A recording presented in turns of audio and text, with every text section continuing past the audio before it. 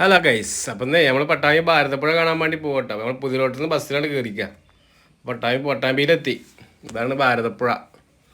പുഴ അങ്ങനെ നിറഞ്ഞ് പുഴക കേട്ടോ. എന്താ ചേലെന്ന് അറിയാം കാണാൻ. നല്ല ഫുള്ള് വെള്ളം. പാലത്തിന് മുകളിൽ വെള്ളം കയറിയില്ല കേട്ടോ. അപ്പം നമ്മളൊന്ന് പട്ടാമ്പി പുഴക്കൊന്ന് കാണാൻ പറഞ്ഞ ആൾക്കാർ പിന്നെ പുഴ എന്തായി നിറഞ്ഞിക്കണമെന്നൊക്കെ ഒന്ന് അങ്ങനെ പറയാം ഓരോരുത്തർ. അപ്പം ഞാനൊന്ന് പോയിട്ടൊരു വീഡിയോ എടുത്തതാ.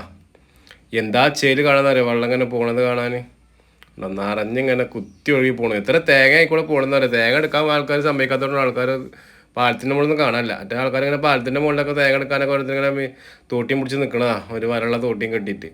ഇപ്പൊക്കെ തേങ്ങൻ്റെ വരള്ള ടൈമല്ലേ. ഇപ്പോഴൊക്കെ തേങ്ങയാണെങ്കിൽ നല്ല ലാഭം. 10 തേങ്ങ കിട്ടിയാൽ തന്നെ നല്ല പൈസ ആയില്ലേ. അപ്പോൾ അതാണ് ഭാരതപ്പുഴ. അപ്പോൾ ഞാൻ ഈ തലക്കുന്ന ആ കരമ്മക്കൂടെ അങ്ങനെ നടന്നു പോയി അപ്പുറത്തേക്ക് ഇങ്ങനെ കാണിച്ചു തരാൻ വേണ്ടിയിട്ട്. അപ്പോൾ ആൾക്കാർ കാണാത്തവരൊക്കെ ഒന്ന് കണ്ടോട്ട് വെച്ചിട്ടേ. അപ്പോൾ അതാണ് കണ്ടോ പുഴ ഇങ്ങനെ നിറഞ്ഞ് ഒഴുകണു. എന്താ വെള്ളത്തിൻ്റെ ഒഴുക്ക് നോക്കിയൊക്കെയാണ്. അതിലെ കാണിച്ച് ചാടിയാണ്ടല്ലോ പിന്നെ ബാക്കി ഉണ്ടാവില്ല. അതിൽ വെള്ളമാണ് പോണത് പുഴയിൽ കൂടെ. എന്ത് ചേരാ കാണാനല്ലേ പുഴ ഇങ്ങനെ നിറഞ്ഞ് ഇങ്ങനെ പോണത് കാണാൻ. വെള്ളം നിറഞ്ഞ അല്ലാണ്ട് പറ്റിയാവുന്ന ഒന്നുമില്ല. ആകെ ചണ്ടിയും ചവളിയോ ആയിട്ടാണ്.